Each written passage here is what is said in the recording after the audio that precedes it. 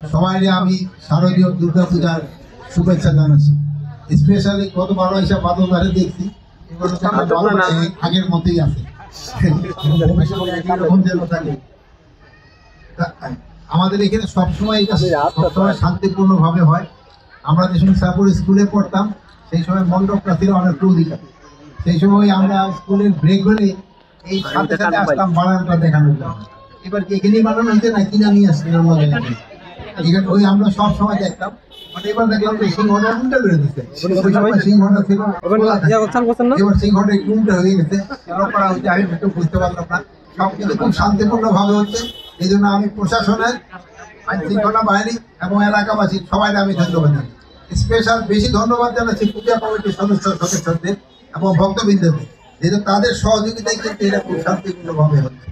এবার এখানে আনসারদের রাখা হয়েছে, পুলিশ আছে, প্রত্যেকটা পূজা মণ্ডপে কিন্তু ভলান্টিয়ার রয়ে গেছে যারা পূজা কমিটির তরফ থেকে করা হয়েছে।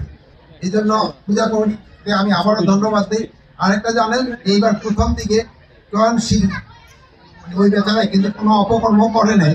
এখন প্রমাণ হলো যে উনি কোনো রেপের সাথে জড়িত না, বাট ওইটারে দিয়ে এই পূজাটাকে একটা অস্থিতিশীল করার জন্য একটা মহল চেষ্টা করছে।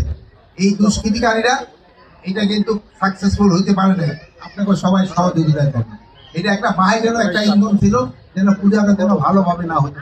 কিন্তু এবার বাংলাদেশের সব জায়গায় ভালোভাবে পুজো হয়ে গেছে। এটার জন্য আপনাদের সবাইকে ধন্যবাদ। এবং আগামীকাল কিন্তু বিসর্জন এটার জন্য ভালোভাবে হয়, এটা আমরা আশা করি। আপনারা সবাই ভালো থাকবেন। মানুষের কি প্রতিফলন দেখছেন, এই যে আপনাদের এত প্রচেষ্টা মানুষের মাঝে কি প্রতিফলন দেখলেন? আপনি তো সবাইকে ধন্যবাদ। আমি তো মানুষের মাঝে প্রতিফলন ভালো দেখে সবাইকে ধন্যবাদ দিলাম। গতবারও দেখবেন এই টাইমে কিন্তু এরা করে এই পূজাটা যেন ভালোভাবে না হতে পারে। তারপর তাদের একটা ইসেতে বৌদ্ধতে একটা বিজয় উৎসব আছে, ওটাও যেন ভালোভাবে না হতে পারে। এই জন্য পার্শ্ববর্তী দেশের সহযোগিতায় আমাদের কিছু সন্ত্রাসী যারা আছে এইটা করতে